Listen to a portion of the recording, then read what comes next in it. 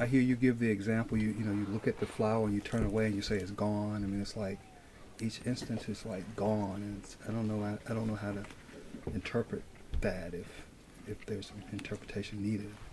It's not that the flower's gone, but it never came, but you became aware of it. And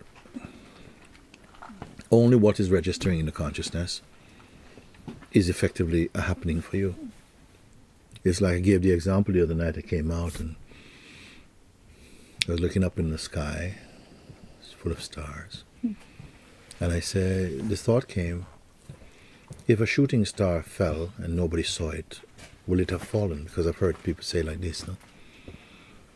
Was there a shooting star that fell if nobody saw it? Actually, right then, something goes, actually, in this moment. Did it happen or not? No, effectively, you may have heard about it. It was not your experience. It's just an idea for you. The actuality of the perceiving of it did not take place except as thought for you. So, it is just simple like that, I meant. You turn away from a thing unless it has some significance for you. Then there's no need for your consciousness and mind to retain it. So that's why I say it's gone. It's not it went somewhere. It's just, it's not in your consciousness. Thankfully, your eyes can gaze over everything on this table without putting any of it inside yourself. In terms of, yeah, I remember that this thing was right there between the pepper and the salt. Of what significance? It doesn't record. Although your eyes see, it's not working with the mind to try and work out some importance about it, so it doesn't register as experience. That's all that I meant by that.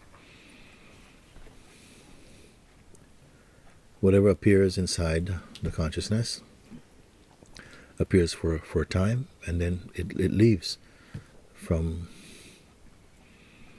the mind, from memory, or from perception, like this. Something is there that cannot leave because it didn't come. Also, it's just there. Comings and goings happen after that because it is in that, and from there that comings and goings are perceived. What is this? I don't want to talk about this as though we're talking about some other thing somewhere. It's this conversation is taking place in it. Understanding and perception, everything is occurring in it. Sense of you and me, today, tomorrow, time, star, moon, conversations, all of these are just thoughts, an energy of thought, memory, ideas appearing in it. What is it? What is it that will understand this? Who will receive that understanding when even the receiver of the understanding arises in it?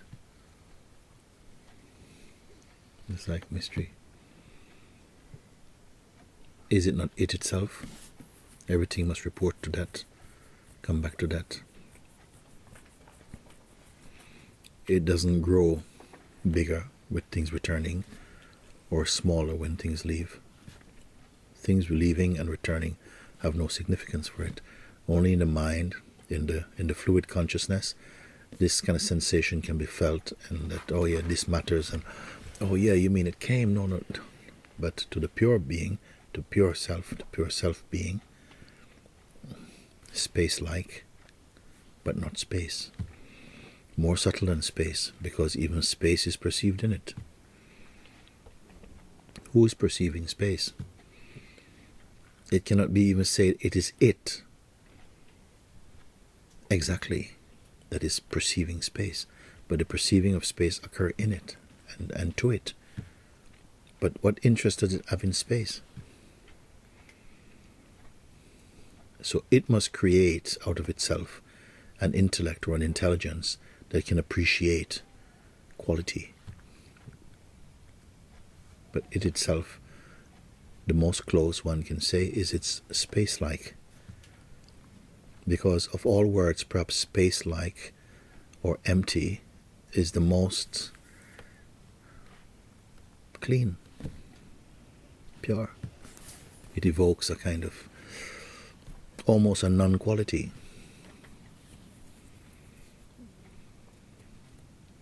Therefore, it is referred to as the qualityless quality.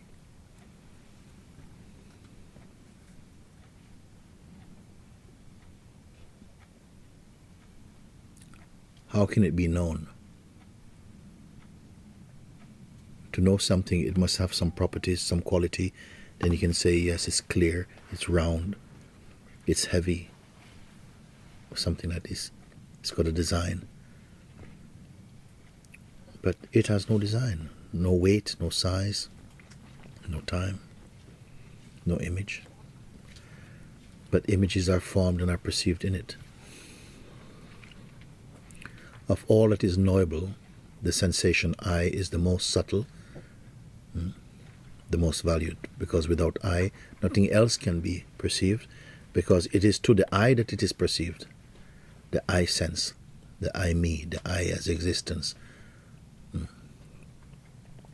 Therefore, it is said that the I is the firstborn, meaning that the first appearing out of that, the first evidence, the feeling of being, appears out of that apparent non-being, that which is before being and non-being. Arose the feeling I, and from the feeling I, then other could come, secondary. Then the one who is perceiving even I, and I'm not talking about the I as me, the I as time, the I as conditioning, but the I which is the perceiver of conditioning, which is beyond quality itself, and whose fragrance is peace and joy. There's one who perceives even this one, the I which doesn't have parents, has no children, has no second, has no other, has no gender, but still is linked with time, the sense I am. It is almost like a link or a bridge between timelessness and timefulness. It is in time because it is not continuous. In the state of deep sleep, it is not present. In the state of dreaming sleep, it is present but not continuous. It is not resembling the same as the one who is the waking I. So it is said that is not the ultimate. There is the possibility of the perceiving of I. Then when I is itself perceived phenomenally, who can the perceiver be? When the consciousness is no longer fascinated by or attached to any particular quality or phenomena, and is just only consciousness. And consciousness is aware of consciousness of. We must look inside somehow, whatever insideness mean. While language still has a taste, we must look inside, contemplate this thing over and over again to see if what is can be discerned somehow, can be felt. With what instrument can it be felt? What it can be aware of what is. Accept itself. But it has to move out of that intellectual evidence. Then a point comes like now for me and say, okay, stop. I don't want to go further. The beingness is singing a little song in those words, but it doesn't have to sing that. Its singing doesn't mean anything. Maybe it is singing to itself in its aspect as time and form, as a song of emptiness. It is quite something else when an encounter or interaction is not a teaching, is not a giving particularly, a pointing perhaps, when at the end you don't have a collection to show, but something is undone, undressed, maybe brought back into its pure state of emptiness, an undecaying state. And strange that we should call it knowledge. A knowledge without evidence. When you are the evidence, not what you have. When you are the treasure, not what you keep.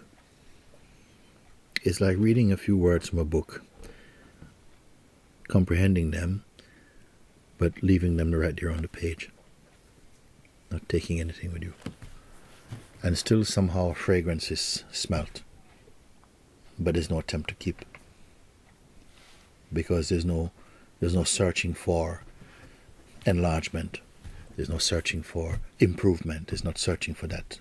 There's just what it truly is. A moment of perception. We don't always have to try and build a house out of concepts. It has been found that being free of conceptual attachment, because concepts you may always use, there's no harm in them.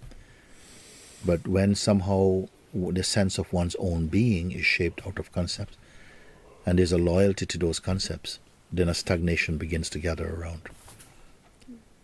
And yet, when the sense of self, of this tangible, rigid, objective, concrete self, is dissolving, fear comes.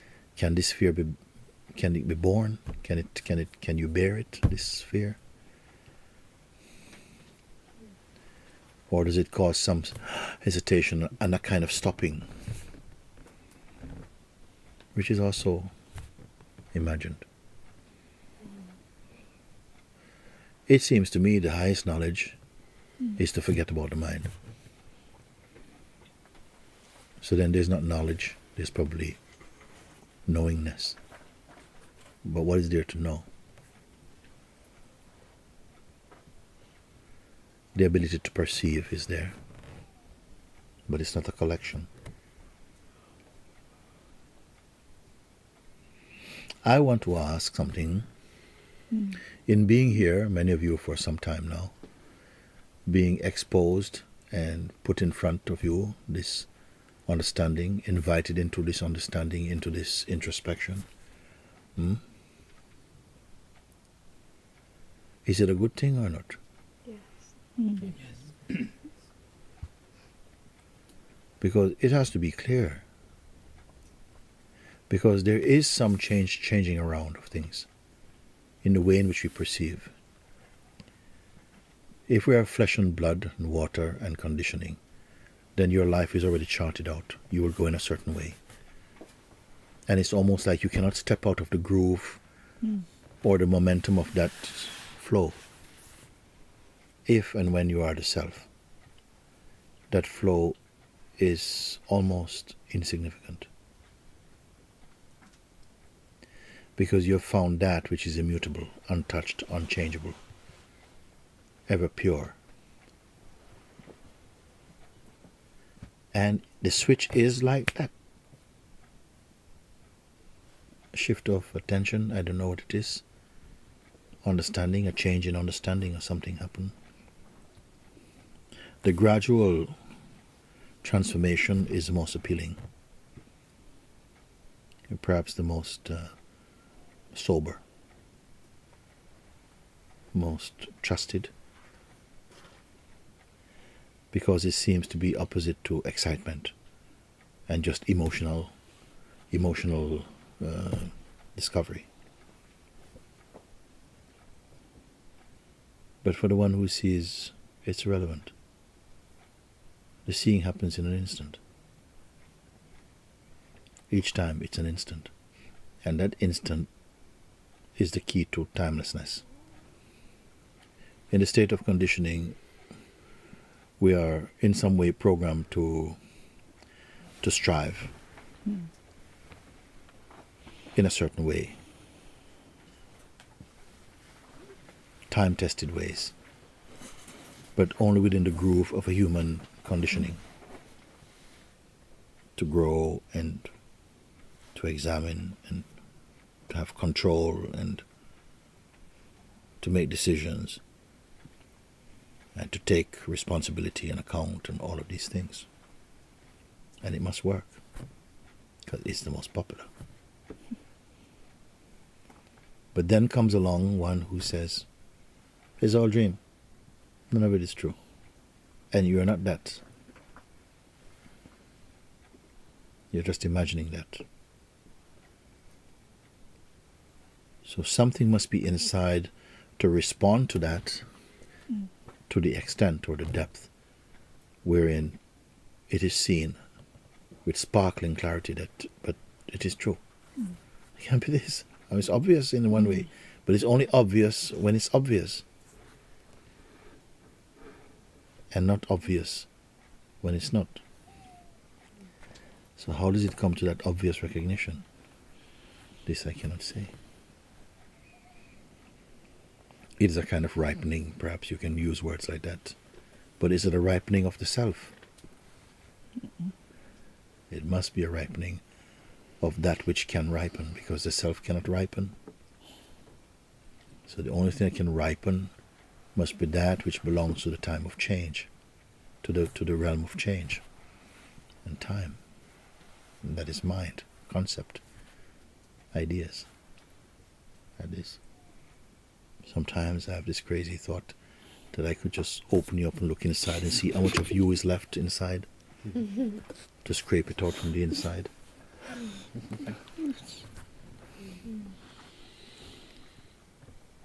A kind of taxidermy under identity. Like you're scraped out, there's not even any organs in there. Only the organ of space.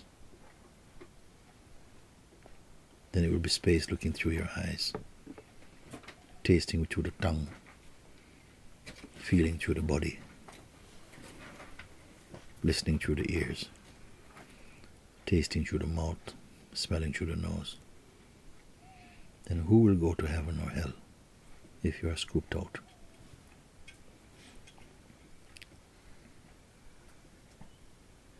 And who is up for this scooping? I found myself saying that there are some beings here now who it seems like a snake that is losing its old skin. Now it's coming out fresh and shiny, but it's still got some old skin dangling around its waist. And the snake has no hands. It has to find a narrow place, like between two very close trees, and squeeze through them to remove that old skin. And this old skin keeps it tied to the past. The old skin is, I am this kind of person. What's going to happen if I lose this skin?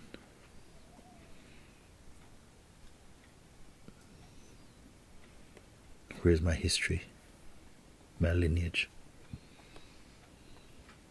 Nobody in this world has to understand you. It's not a responsibility you have, that your life should make sense to anybody else. No one in the world can know you, because you're not merely an object. And even if you were the ego, still nobody can know you. Because even as ego, you're like an ever-changing self-portrait. And what is to be said about the Absolute? This silence does not belong to anybody. It's no one's property. It's nobody's skill. It's not personal. It's not fragile. It's not delicate. It doesn't need protection. It cannot be kept. If you feel in a kind of what you may call an abstract state, I don't know if what that is. Some people say, feel like an abstract state, meaning that the mind doesn't know, basically. So this apparent knowing or non-knowing is also something perceivable. It's also phenomenal. You are not that. Perhaps the challenging word is you, to say you are not that. And so when he said you are not that, this you has got history with it. But the you I speak about is not with history. Let's say you are not that. I don't mean the historical one or the hysterical one. This you is the youless you, the you without you. It means the self. The self is not far away, and it's never near. It's neither near nor far. All these concepts belong to the mind. They're complete fraud. Nothing like that exists. Or they are secondary.